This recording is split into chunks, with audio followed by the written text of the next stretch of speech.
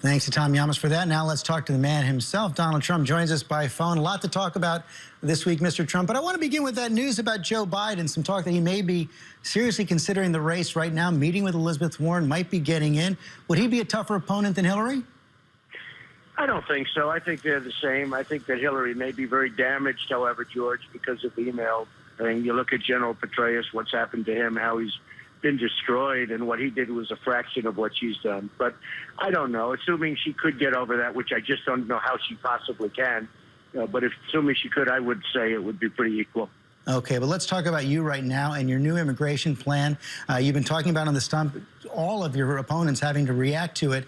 At this point, Jeb Bush, one of the people that reacted to it, saying it's going to cost hundreds of billions. And look at this from the American Action Forum conservative group.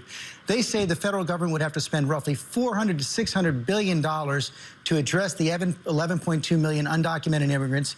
Each immigrant would have to be apprehended, detained, legally processed, transported to his or her home country. In turn, this would shrink the labor force by 11 million workers, reduce real GDP by $1.6 trillion. Are you willing to pay that price, and where are you going to get the money? Well, first of all, they're wrong. And, you know, Jeb is a very low-energy person. He'd never be able to do it. He's the one that said they come out of an act of love, okay? This is an act of love. These are people coming, and many of them, you look at what's happening with the crime, many of them are really causing tremendous problems, and they would be out really fast, immediately. First day we start that movement. We need a wall. We have to get a wall. We need great security, and we're going to have a wall that will be not let people in, George. And, by the way, legally, if you're legal, you can come in and we'll But let me press you on the cost right there, Mr. Trump. They're saying $400 to $600 billion. It would require a big government apparatus to take everybody down. If you don't think those numbers are right, how much is it going to cost, and where are you going to get the money? Well, it's costing us $130 billion a year, and that's peanuts compared to what the real cost is, George, for the way we have it now. You have so many illegals. We don't even know how many illegals. I hear 11 million. I hear 30 million. The government has no idea. We have lost control of our country. We've lost control of our borders. The government has no idea how many illegals there are. I've been hearing 11 million for 5 years. Then the other day I heard 30. Nobody has any idea. So if there's no idea, how are you going to round them all up? Where are you going to get the money? Where are you going to get the forces? Exactly how are you going to do it? What are the specifics here? George, it's called management. The first thing we have to do is secure the border, but it's called management. And we'll get people back in. The really good ones, we're going to expedite it so they get back in, so they can at least come in legally. But you we keep have to declaring how you're going to do it, but you don't say how. Excuse me, George? You declare how you're going to do it, but you don't say how.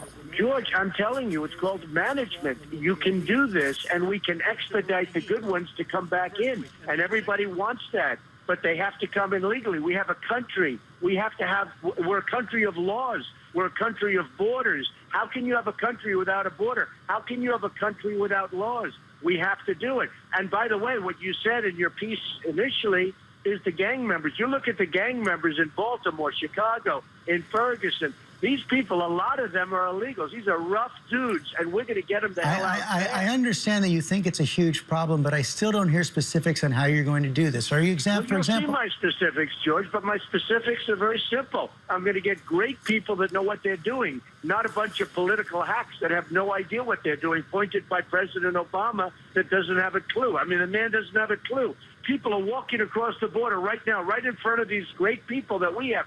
We have wonderful Border Patrol people. They can do their job, but they're not allowed to do the job. People are walking right into our country, totally, nobody even knows where they come from. They walk right past guards that are told not to do anything. Do you expect neighbors to start turning in neighbors? I don't know what's going to happen. I can tell you this.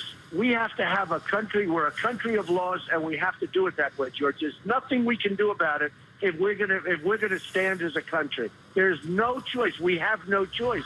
We have to do it properly. Now, the candidates that are running against me, like Jeb Bush, he has no clue. He's never going to be able to do anything. You just look at what's happened with him over the years and what's happened with... The last thing we need is another Bush. But Scott Walker's changed his mind now because he keeps going back to his pollster and his pollster says, oh, Trump has a good idea. Oh, Trump has a bad idea. Oh, no, wait a minute, Trump has a good idea. These people don't know what they're doing, George. They're politicians. They don't know management. I get the best people, and we will do it properly, and we will do it humanely, and get the good ones back in. I still haven't heard the specifics. I know you're going to do that, but I'm going to move on. George. Don't worry move on right now. Scott Walker's good management, and it's called great people. You know, you talk about Jeb Bush just a minute ago. You said he's a low-energy guy.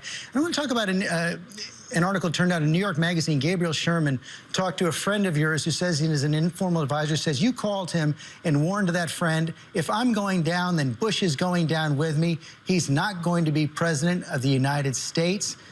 Did you say that, and is that what you're going to do? No, that's totally false. I don't know where this comes from. I'm just hearing it for the first time.